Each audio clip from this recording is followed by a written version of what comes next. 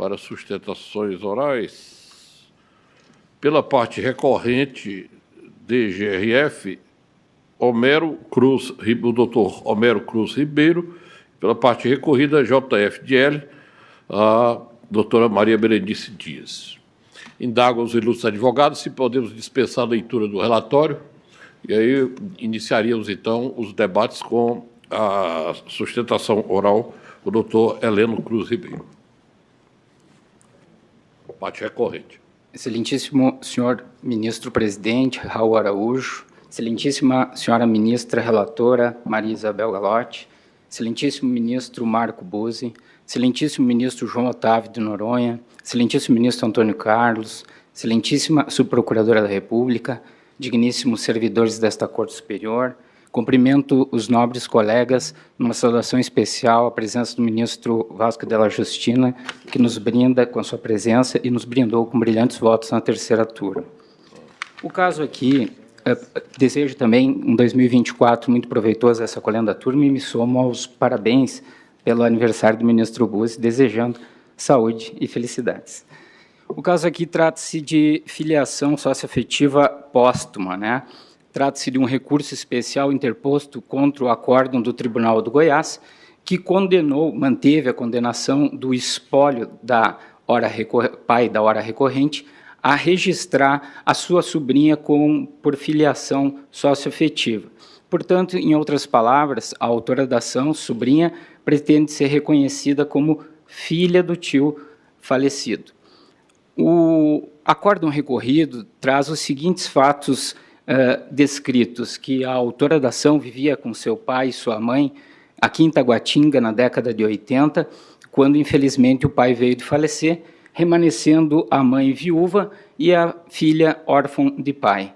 O irmão dela, Sebastião, que morava em Goiânia, vendo sua irmã viúva com sua filha pequena órfã, acolheu-as em Goiânia e com elas conviveu, prestando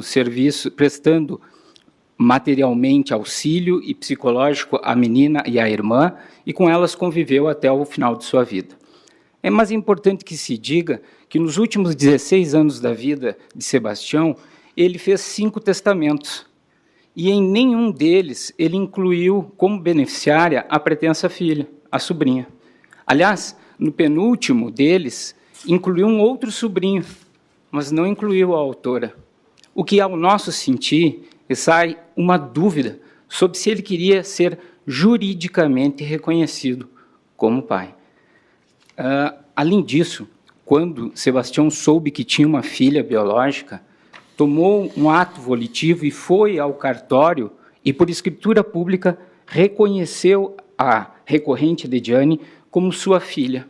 Ou seja, quando quis ser reconhecido juridicamente como pai, tomou uma atitude e prestou um ato civil. Pois bem, aqui há um litígio, então, entre duas primas, a filha biológica e a sobrinha do falecido. Em resumo, entendemos que o Acórdão do Goiás flexibilizou os pressupostos para a filiação socioafetiva póstuma.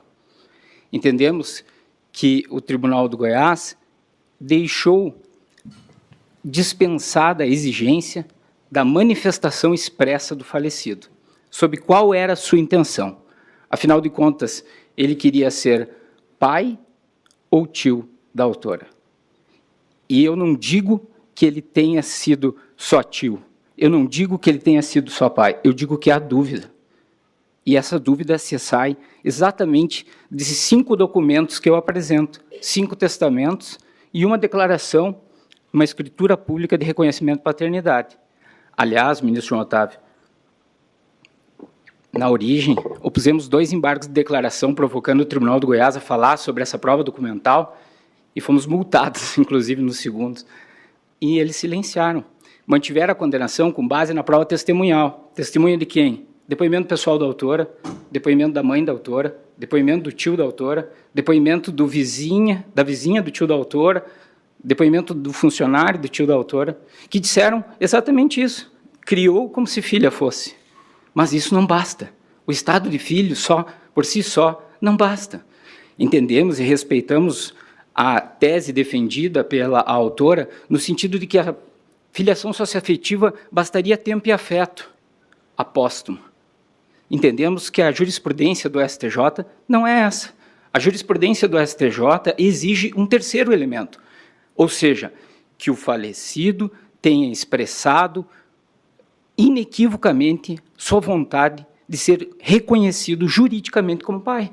Aliás, do ministro Belize, da terceira turma, uma frase que é muito forte, que diz ele: remanescendo dúvida, a paternidade socioafetiva deve ser peremptoriamente afastada.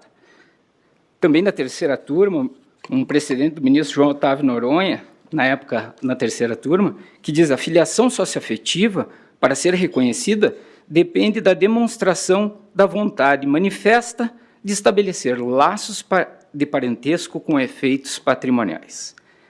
Então, entendemos que o acórdão recorrido foi omisso ao não enfrentar o fato dos 5 testamentos. E por que é relevante esses 5 testamentos? Porque eles demonstram a existência de uma dúvida.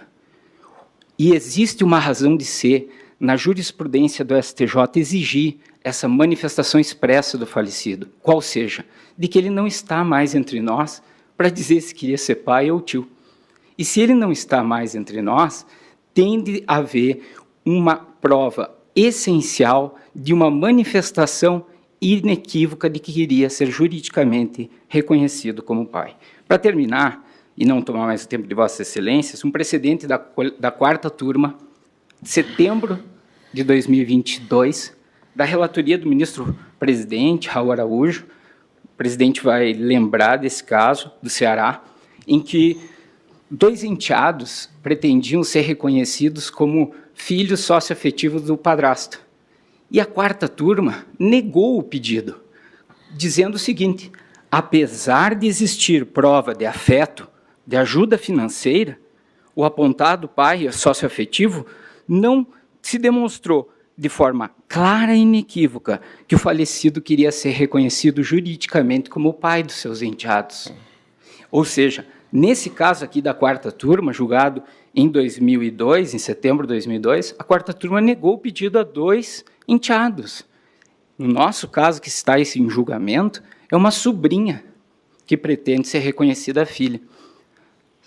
Para encerrar, apenas se pede que a jurisprudência do STJ seja mantida, em especial essa da 4ª turma, no sentido de um terceiro requisito essencial para o reconhecimento da paternidade socioafetiva.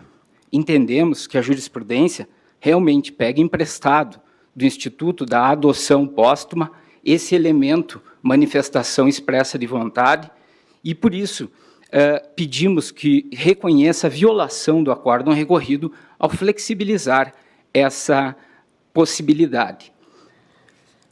Portanto, pede-se o conhecimento e o provimento do recurso especial, seja pela preliminar, do violação ao 1022 e ao 1026, e no mérito, caso entendam possível conhecimento, pela violação ao artigo 42 do ECA. Nesses termos, pela atenção, obrigado. Agradeço ao doutor Homero Cruz Ribeiro por sua sustentação.